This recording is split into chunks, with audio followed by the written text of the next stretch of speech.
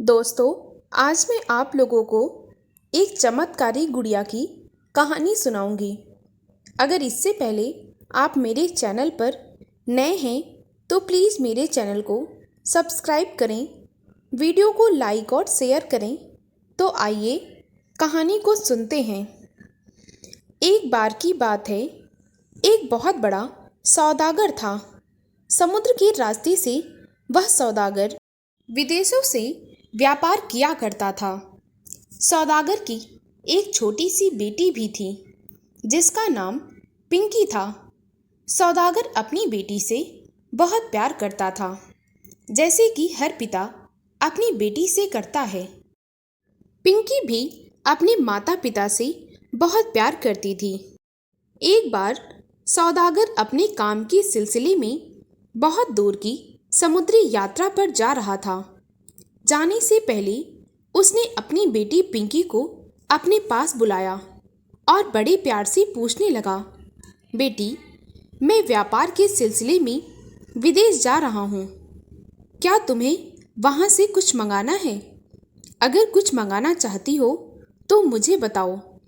पिंकी कहने लगी, पिताजी, जो भी चीज़ मैं आपसे कहूँगी आप मेरे लिए वही लाकर देंगे?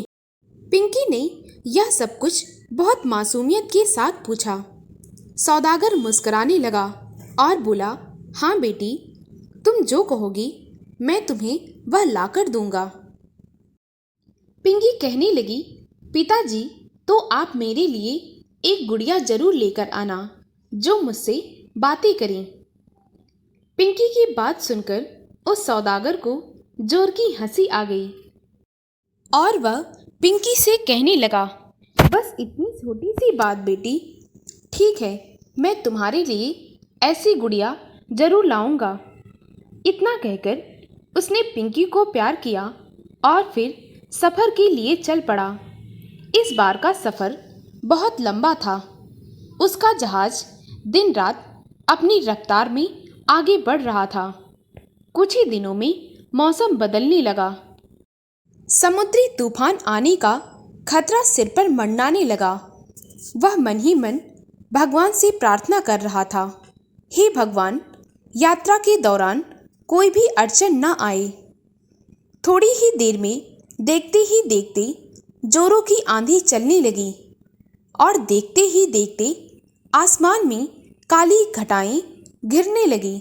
समुद्री लहरों ने उछाल मारना शुरू कर दिया और अचानक से समुद्री तूफान भी शुरू हो गया। समुद्र की ऊंची ऊंची लहरों से जहाज डगमगाने लगा। जहाज में सभी लोग घबराने लगे। तभी वह जहाज एक बड़ी सी चट्टान से जाकर टकरा गया। चट्टान से टकराते ही उस जहाज के टुकड़े टुकड़े हो गए। जहाज में बैठे सभी लोग समुद्र में डूबने लगे। इत्तेफाक से उस सौदागर के हाथ में एक लकड़ी का बड़ा सा पटरा आ गया। उसने पटरे को मजबूती से थाम लिया। तूफान का जोर अभी तक कम ना हुआ था। समुद्र में ऊंची ऊंची लहरें उछाल मार रही थी। सौदागर पटरे के सहारे समुद्र में तैरने लगा। तैरते तैरते उसे कई दिन गुजर गए थे। थकान से उसका शरीर चूर चूर हो गया था। अब उसके शरीर में इतनी क्षमता न थी कि वह पटरा पकड़कर और दिनों तक तैर सके। परंतु अगर पटरा छोड़ता तो अपनी जान से हाथ धो बैठता। उसकी सारी शक्ति क्षीण होती जा रही थी। अब उसने अपनी हिम्मत हार दी थी। तभी उसे एक टापू दिखाई पड़ा। टापू को देखकर उसकी जान में जान आ गई। थोड़ी दूर जाने के बाद उस टापू पर पहुंच गया। वहां उसे कोई भी नजर नहीं आ रहा था। चारों तरफ मौत का सन्नाटा था। चारों तरफ पानी ही पानी नजर आ रहा था। थोड़ी दूर जाने के बाद उसे एक महल दिखाई दिया। वह धीमे धीमे कदमों से महल की तरफ बढ़ा। उसके दिल की धड़कन तेज हो रही थी। सौदागर ने डरते डरते उस महल में कदम रखा। महल के अंदर हर प्रकार की सुविधाएं उपलब्ध थी। फिर वह रसोई घर की तरफ बढ़ा तो हैरान रह गया। रसोई घर में जो मेज रखी थी उस पर तरह तरह के स्वादिष्ट पकवान रखे हुए थे। सौदागर कई दिनों से भूखा था। भूखे पेट इंसान को सूखी रोटी भी मिल जाए तो वह बड़े चाव से खाता है, और यहाँ तो स्वादिष्ट स्वादिष्ट व्यंजन थे, इसीलिए उसके मुंह में पानी आ गया। वह धैर्य नहीं रख पाया और खाने पर टूट पड़ा। सबसे पहले उसने भर पेट खाना खाया और फिर स्वादिष्ट पेय पदार्थ पिए। वह 4-5 दिन तैरने के बाद बहुत ज़्यादा थक चुका था, इसीलिए बिस्तर पर लेटते ही सो गया। सुबह सवेरे जब उसकी आंख खुली तो वह नहा धोकर तैयार हो गया। फिर वह महल की एक खिड़की के पास जाकर खड़ा हो गया। उसने जब खिड़की के बाहर झांककर देखा तो उसे एक बहुत ही सुंदर बगीचा दिखाई दिया। वह बगीचा बहुत ही विचित्र और सुंदर था। सौदागर काफी देर उसे निहारता रहा। उसने देखा बगीचे में चंपा, गुलाब, चमेली, जूही आदि के पौधे लगे हुए हैं, और इसके अलावा वहाँ पर बहुत बड़े बड़े पेड़ भी थे। बगीचे में घूमते फिरते उसकी नज़र एक कमरे पर टिक गई। कमरे को देखकर उसे बहुत आश्चर्य हुआ। वह धीमे कदमों से उस कमरे के अंदर गया।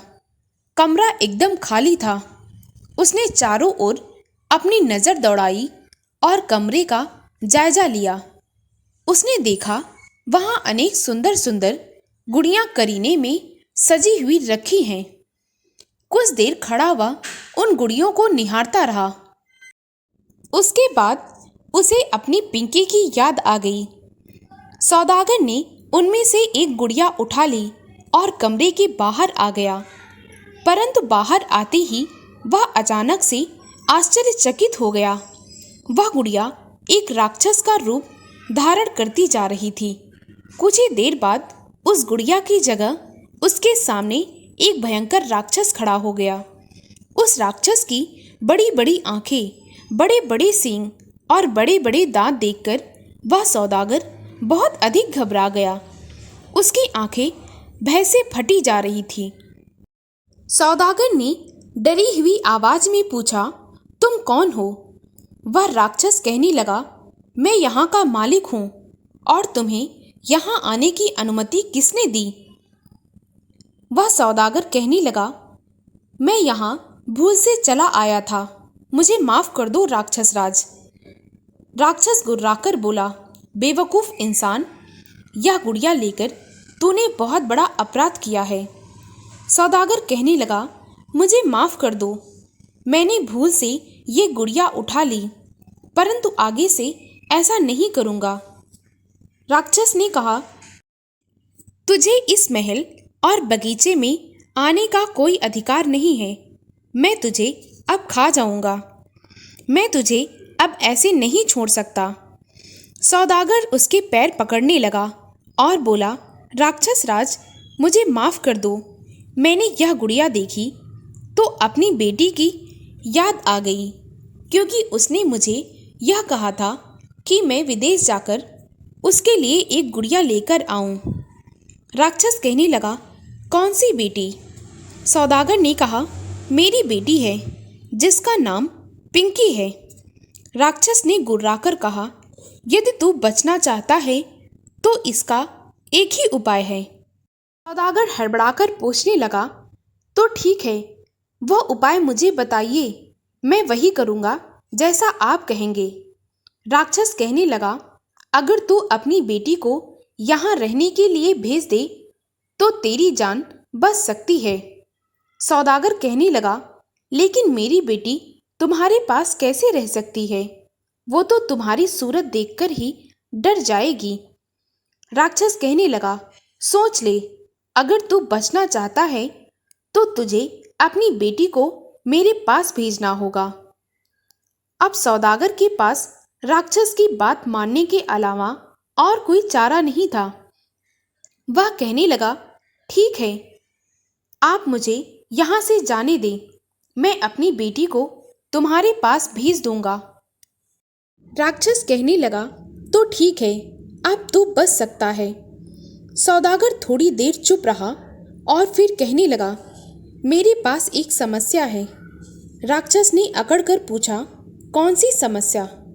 सौदागर कहने लगा, मेरे पास ना तो कोई जहाज है और ना ही कोई नाव जिससे मैं अपने घर पहुंच सकूं। राक्षस ने कहा, कोई बात नहीं, उसका प्रबंध मैं करा देता हूँ, मगर तुझे अपना वादा याद है ना? सौदागर कहने लगा, हाँ हाँ, बिल्कुल याद है। राक्षस ने उस सौदागर को एक जादुई कुर्सी दे दी जिससे उड़कर वह आसानी से अपने घर पहुंच सकता था। वह सौदागर उस जादुई कुर्सी पर बैठ गया और जादुई कुर्सी हवा में उड़ती हुई उसके घर की दिशा में जाने लगी। कुछ ही देर में वह अपने घर पहुंच गया। घर पहुंचने के बाद वह काफ़ी उदास लग रहा था। जब उसकी पत्नी और उसकी बेटी पिंकी उसके सामने आई तो वे बहुत खुश थी। वह सोच रहा था कि अपने कलेजे के टुकड़े को वह राक्षस के पास कैसे भेज दे। रात को वह लेटा लेटा इसी बारे में सोच रहा था। उसकी पत्नी ने जब उससे पूछा तो उसने सारी बातें उसे बता दी, लेकिन वह इस बात से बेखबर था कि सारी बातें उसकी बेटी पिंकी भी सुन रही थी, मगर वह नींद का बहाना करके लेटी हुई थी। अपने पिता की जान बचाने के लिए पिंकी ने फैसला किया कि वह राक्षस के पास जरूर जाएगी। वह अपने पिता से कहने लगी, पिताजी, आप मेरी चिंता मत कीजिए, मैं उस राक्षस के पास जरूर जाऊंगी। पिंकी की बातें सुनकर सौदागर की आंखें फटी की फटी रह गईं। वह कहने लगा, यह तू क्या कह रही है बेटी? पिंकी ने कहा, मैं सच कह रही हूँ पिताजी, इसी में मेरी और आपकी भलाई है। सौदागर कहने लगा, क्या तुमने मेरी सारी बातें सुन ली हैं? तब पिंकी कहने लगी, हाँ, मैंने आपकी और माँ की सारी बातें सुन ली हैं। आप लोगों को लग रहा था कि मैं सो रही हूँ, परंतु मैं सो नहीं रही थी। सौदागर कहने लगा, परंतु मैं जानबूझकर उस राक्षस के हवाले तुझे कैसे कर सकता हूँ? पिंकी कहने लगी, आप मेरी चिंता मत कीजिए पिताजी, बस आप मुझे जाने की आज्ञा दें। सौदागर ने पिंकी को वहाँ से जाने की आज्ञा दे दी। इसके अलावा उसके पास और कोई चारा नहीं था। अगर वह अपना वादा तोड़ता तो वह राक्षस सौदागर और उसकी बेटी को नहीं छोड़ता। सौदागर ने पिंकी को जादुई कुर्सी पर बैठा दिया। कुर्सी उड़कर उस राक्षस के महल में पहुंची। पिंकी को देखते ही वह राक्षस खुश हो गया। फिर उसके बाद पिंकी राक्षस के साथ रहने लगी। कुछ दिनों तक उसे अपने माता पिता की याद आती रही। राक्षस के महल में पिंकी को हर प्रकार की सुविधाएं मिलती थी। पिंकी राक्षस के साथ अच्छा व्यवहार करती थी। इस प्रकार उसने राक्षस का काफ़ी हद तक विश्वास जीत लिया था। वह राक्षस की हर बात का ख्याल रखती थी। राक्षस भी पिंकी के आने से बहुत खुश था। हर समय वह पिंकी को अपने सामने रखता और उसका ख्याल रखता। उसको किसी भी प्रकार का दुख नहीं होने देता। पिंकी को वहाँ रहते रहते बहुत दिन बीत चुके थे। अब उसे अपने माता पिता की बहुत याद आ रही थी। उसका दिल चाहता था कि वह जाकर किसी तरह अपने माता पिता से मिल आए, परंतु बेचारी पिंकी की हिम्मत यह सब कहने की उस राक्षस से नहीं थी। वह जानती थी कि वह राक्षस उसे घर जाने की इजाज़त कभी नहीं देगा। एक दिन उसने मौका पाकर राक्षस से कहा, क्या आप मेरी एक बात मान सकते हैं? राक्षस ने पूछा, कौन सी बात? पिंकी कहने लगी, मुझे अपने माता पिता की बहुत याद आ रही है। क्या आप मुझे वहाँ जाने की आज्ञा दे सकते हैं? मैं आपसे विनती करती हूँ। राक्षस ने कहा, नहीं, हम तुम्हें किसी भी कीमत पर अपने माता पिता के पास नहीं जाने देंगे। पिंकी कहने लगी, मगर क्यों? राक्षस ने व्यवस्था के साथ कहा, क्योंकि हम तुम्हारे बिना एक भी दिन नहीं रह सकते। उस राक्षस की बात सुनकर पिंकी थोड़ी देर कुछ ना बोली और फिर कहने लगी, जिस प्रकार आप मेरे बिना नहीं रह सकते, मैं अपने माता पिता के बिना नहीं रह सकती। राक्षस उसकी बात सुनकर सोच में पड़ गया और वह फिर बोला, अगर तुम अपने माता पिता से मिलना चाहती हो तो मेरी एक शर्त है। पिंकी कहने लगी, कैसी शर्त? राक्षस बोला, तुम्हें ठीक 8 दिन बाद अपने माता पिता से मिलकर वापस आना होगा। पिंकी खुशी से झूम उठी और बोली, मुझे मंजूर है। राक्षस ने जाने की अनुमति दे दी। राक्षस की आज्ञा पाकर वह खुशी खुशी उसी जादुई कुर्सी पर बैठकर अपने माता पिता के पास पहुंच गई। उसे देखते ही सौदागर और उसकी पत्नी बहुत खुश हो गए और अपनी बेटी को सीने से लगा लिया। पिंकी अपने माता पिता से मिलकर राक्षस को तो भूल ही गई थी। वह 8 दिन के बदले 10 दिन तक वहां रही। तभी 10वें दिन उसे राक्षस का ख्याल आ गया। पिंकी के बिना राक्षस की बुरी हालत हो रही थी। उसे पिंकी के बिना कुछ भी अच्छा नहीं लगता। पिंकी से 2 दिन की जुदाई भी उसे अब बर्दाश्त नहीं थी। वह पिंकी के बिना बेहोश हो गया। उसे अपनी जरा भी सुध-बुध ना रही। पिंकी जब राक्षस के महल लौटी तो वह बेहोश पड़ा था। उसकी यह हालत देखकर पिंकी परेशान हो गई। पिंकी जोर जोर से रोने लगी। तभी वहां पर सजी धजी रखी गुड़िया बोलने लगी, अरे पिंकी, अगर तेरे आंसू इस राक्षस पर गिरेंगे तो बहुत बड़ा चमत्कार होगा। पिंकी राक्षस के पास जाकर रोने लगी। उसे कुछ समझ में नहीं आ रहा था कि यह सब क्या हो रहा है। पिंकी के आंसू राक्षस के शरीर पर गिर रहे थे। जैसे ही उसके आंसू राक्षस के शरीर पर गिरे, वैसे ही वह राक्षस राजकुमार के रूप में परिवर्तित होने लगा। पिंकी के आंसू गिरने की वजह से उसके शरीर के अंदर जो श्राप था उसका अंत हो चुका था। पिंकी राजकुमार को देखकर बहुत खुश हो गई, परंतु उसके मन में बहुत से सवाल चल रहे थे। तभी वे गुड़िया पिंकी को सारी कहानी सुनाने लगी।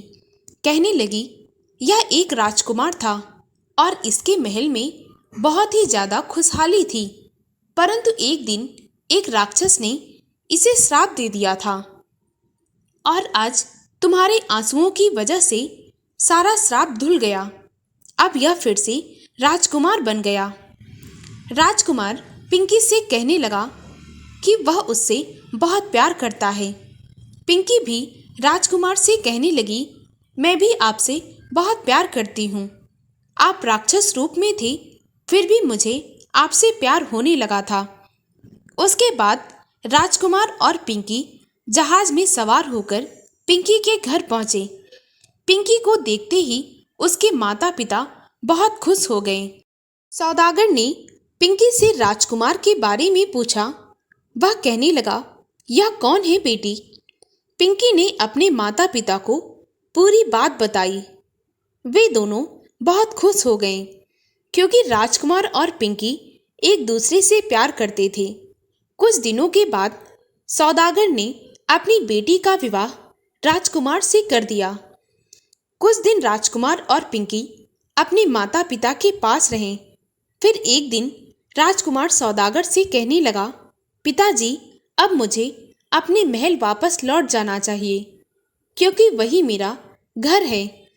राजकुमार पिंकी को लेकर अपने महल वापस लौट गया।